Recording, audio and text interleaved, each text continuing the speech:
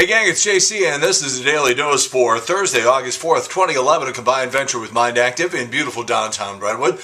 There was a time back in the 80s and 90s where I had 9 VCRs and they were all going all the time, recording just whatever was there. I had an entire basement full of, literally, seriously, no kidding, hundreds of VCR tapes down there, many unlabeled, had no idea what was on most of them. Had a little time off recently, perhaps you read, and we started up the website and I started going through these old tapes and found tremendous bits of old television and St. Louis history. And so we put a lot of those things up and in the archives, in the Wayback Machine and the Video Village, and you can punch around and see everything from the implosion of the old arena to some old weather forecasts from Bob Richards, some old radio and TV stuff that I was involved in. So punch around, have yourself a good old time. Also, way down below, we have Sexually Speaking with Dr. Kathy Naughton, Center for Sexual Health. And right below, we have the Eye Candy feature. And in the corner, it's the rock and roll poll question. I got to be honest with you, it's another one of those days where the answers I got on the rock and roll poll were different from what I was expecting. It was 40 years ago yesterday that Paul McCartney announced the formation of his band Wings. What are your feelings about the band? Number 1 answer, some decent songs at 70%. Number 2 answer, terrific, 20%. So you basically got, basically 90% of the audience thinking that Wings wasn't such a bad idea. I thought it was going to be the exact opposite. Totally opposite. Only 10% of you said that the answer was bad idea, even worse music.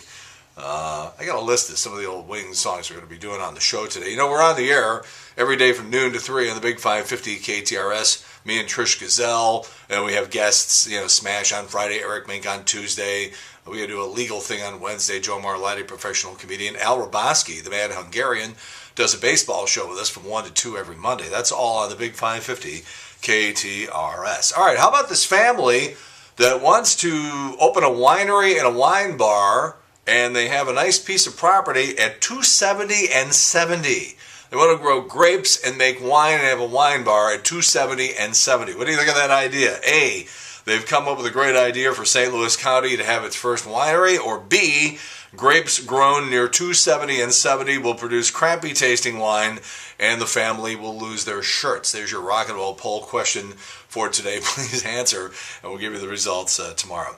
I want to tell you about the huge lie that has been perpetrated on you by listening to radio for about the last 6 or 7 years. It's something called HD radio. All right, now this is not the first time I've been talking about this, but just in the last week or two, the radio industry has finally gotten to the point where they're starting to cop to the fact that this whole thing is just not working. Basically, what it was supposed to do is, I think that maybe the radio industry thought this was supposed to be some answer to satellite radio or the internet or something. So they basically said, all of these FM stations all have what's called little sub-channels, which basically means that if you were going to go to, let's just pick out a station, KLOU, so you go to 103.3. And they said, well, we can actually attach 2 or 3 other stations to 103.3. So you'd have 103.3 sub-channel 1, 103.3 sub-channel 2, 103.3 FM sub-channel 3. And they said, well, that's a great idea. Why do we do that? They said, well, because you'd have to have special radios for that. Conventional FM radio would not pick it up. You'd have to sell HD radios, and then you'd be able to pick up this programming. They're like, oh, well, then let's start producing them and manufacturing and producing them, and let's get going on this. So like I said, about 6-7 years ago, the radio industry, the entire broadcast industry started pushing this HD radio thing. Well, part of the problem was that the programming was just sort of an afterthought. They were just throwing stuff on the air. And the other problem was the audience just wasn't interested. I mean, they were about as interested in HD radio as they were in AM stereo. Remember that from back in the mid-1980s? But the promos just continue to run. They just keep churning these things out, sometimes as many as 4 an hour every day, telling you to go pick up an HD radio. Well, some people have attempted to do that, and they go into a Best Buy or a Radio Shack. The people behind the counter, the people working the floor, don't even know what people are talking about. There's no big, banner or section going, HD radio is right here in this corner, and then you go and you have a big selection or something like that. There's no product.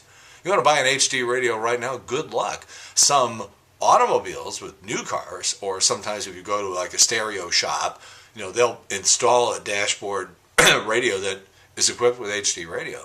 But that's about it. And as I said, one of these days the industry is just going to have to finally cut their losses and realize that this thing just is not happening. That having been said, I've only found one thing to listen to out of all of the HD radio signals that I've heard everywhere, and it is it's the Arches sub-channel called Deep Tracks, and it's about the only thing I listen to anymore in terms of radio, at least right now. But that's it, and that's me, and I don't know that there's 100 other people out there who are even aware of it. So, but it's this whole thing that's going on in the broadcast industry, and boy, woe to anybody like me who for a long time ago was going, what are you guys doing? You're chewing up all this time, you're exhausting all this manpower, not to mention the hardware. The actual technical, the boxes and the converters and the the stuff that radio stations, in terms of an investment that you have to do, and then you got to have people to do it, and it's oh man, how about this Chris Hansen? People thought he was the bee's knees. They thought this guy was the real deal because he was going around busting predators on NBC, hide in a closet, wait for the predator to come in to try to boink the 13-year-old girl, come popping out with the cameras and arrest all these people and take them away in cuffs. And how about Chris Hansen? Except that it turns out a couple of weeks ago it was revealed that Chris Hansen was cheating on his wife, in much the way that he would set up these little stings. One of the tabloids set up a sting and caught him cheating on his wife. Well, now it turns out that he was also the girl that he was cheating on his wife with. Well, he was also cheating on her with a stripper from Las Vegas. And by the way, her name is Kathleen Collins, and she looks about a 9.5 on the 10 scale. So this guy is getting around, and I got to tell you something. I just don't know how. I saw him on television over the weekend, and I'm thinking to myself, how can they continue to put him on? At some point, NBC it's going to be one of those situations where they got to, cut their losses and say, we're sorry, you got to go. Halle Berry's ex-husband, Eric Benet, the guy who said he was the sex addict and wasn't getting enough from Halle Berry, he's marrying Prince's ex-wife on Sunday. Police Academy superstar Bubba Smith is dead. 9-year career in the NFL. He was one of the most feared defensive ends in football for a long time. He was, I don't know how old he was. Before her death, Amy Winehouse did a duet with Tony Bennett on the upcoming album called Duets 2, and yesterday Tony Bennett in another classy move. He's a pretty classy guy. Even though I believe that some chick a long time ago sued him because she said that he gave her herpes. But other than that, he's classy, huh? Anyhow, he's donating that to charity. Ashton Kutcher's 2.5 Men character is going to be an internet billionaire. His name is going to be Walden Schmidt on the new show. Tommy Lee rejected doing Dancing with the Stars, but Roseanne Barr says, I'll be happy to do it, but I need a new hip. I need a hip replacement. So if the network pays for it, I'll do it. And none of the network's executives say that they're going to pay for her hip replacement so she can be on Dancing with the Stars. Jerry Lewis is not going to appear on the annual Muscular Dystrophy Telethon this year, and MDA says he's no longer their national chairman. No explanation as to why.